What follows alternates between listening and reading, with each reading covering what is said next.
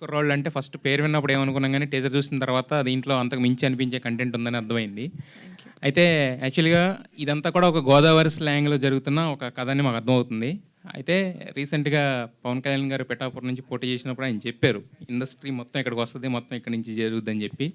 So, ఆయన ఇప్పుడు ఎవరిని అడిగినా కూడా మేము పిఠాపురం ఎమ్మెల్యే గారి తాలూకు అంటున్నారు. బట్ దానికి ఫస్ట్ మీరు అనుకోవచ్చనమాట యాక్చువల్లీ. పిఠాపురం ఎమ్మెల్యే గారి తాలూకు ఎప్పటి నుంచో. స్టెప్ కమిటీ కుర్రాళ్ళు సినిమాతోటి నేను వేస్తున్నాను పిఠాపురం వైపు లేకపోతే గోదావరి వైపు. సో, మరంటే అక్కడ ప్రీ రిలీజ్ ఫంక్షన్ అక్కడేమైనా పెట్టి యూఆర్ రీడింగ్ మై మైండ్.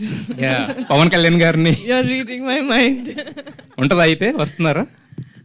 వస్తున్నారు, ఇంకా దాంతో ఆలోచించలేండి. ప్రస్తుతానికి టీజర్ దగ్గర ఉన్నాం కాబట్టి నెక్స్ట్ ట్రైలర్ ఉంది, విల్ సీ. రీడింగ్ మైండ్ ఉన్నారు కదా, ఏదో మైండ్లో ఉండుంటది కదా. రీడింగ్ మై మైండ్ నేను అనుకుంటున్నాను, నేను అనుకునేది మీరు అనుకుంటున్నారు అంటున్నాను. ఎస్. అయితే యాక్చువల్‌గా ఇప్పుడు ఇందాక మొత్తం మన ఎగ్జిక్యూటివ్ ప్రొడ్యూసర్ రమేష్ గారు చాలా చెప్పారు. అంటే చెప్పింది చిన్న స్టోరీ, అయ్యింది ఇంత బడ్జెట్ అని చెప్పి. సో, మరి మీరు విన్నప్పుడు, కథ విన్నప్పుడు మీకు ఏమనిపించింది? అంటే ఎందుకు ఈ స్టోరీ, మీరు చాలా కథలు వింటుంటారు కదా, దీన్ని ఎందుకు పిక్ చేయాలనిపించింది మీకు?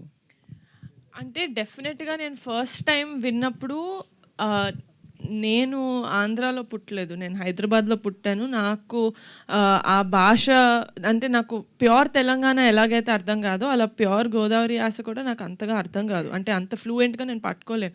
కానీ వంశీ గారు నరేట్ చేసినప్పుడు I felt like I was a part of Godavari cinema ఎక్కడైతే టేక్ ప్లేస్ అవుతుందో.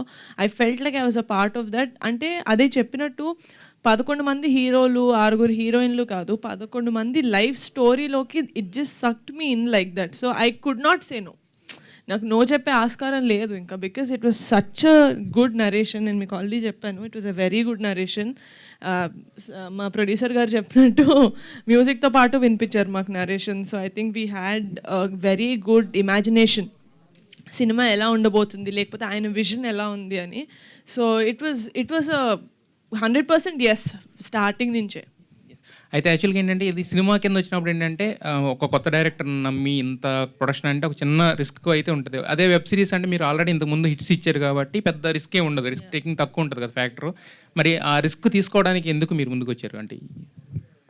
అంటే ఇలాంటి సినిమా ఆడకపోతే అందులో there's no point in it. ఎందుకంటే ఇలాంటి cinema it touches a lot of human emotions. మనం థియేటర్కి వెళ్ళింది మన లైఫ్లో బాధలు మర్చిపోయి సరే ఒక 2.5 hours ఎంటర్టైన్ అవుదామని వెళ్తాం.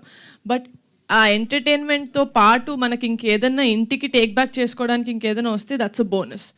అలాంటివి మా సినిమాలో చాలా ఉన్నాయి. అండ్ ఆ రిస్క్ ఫ్యాక్టర్ అంటారా, నాకు ఫనీగా ఉండడం వల్ల it was like a support for me.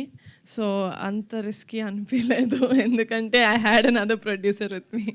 Nihar garu, Venkat 10 TV.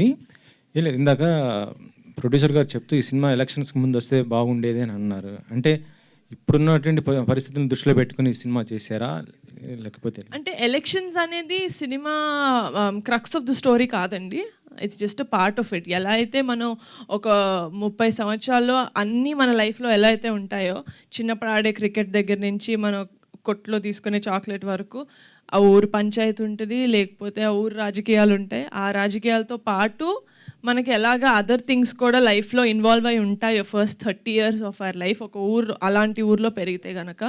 So అలాంటి ఆస్పెక్ట్స్ ఉన్నాయి, కానీ ఇట్స్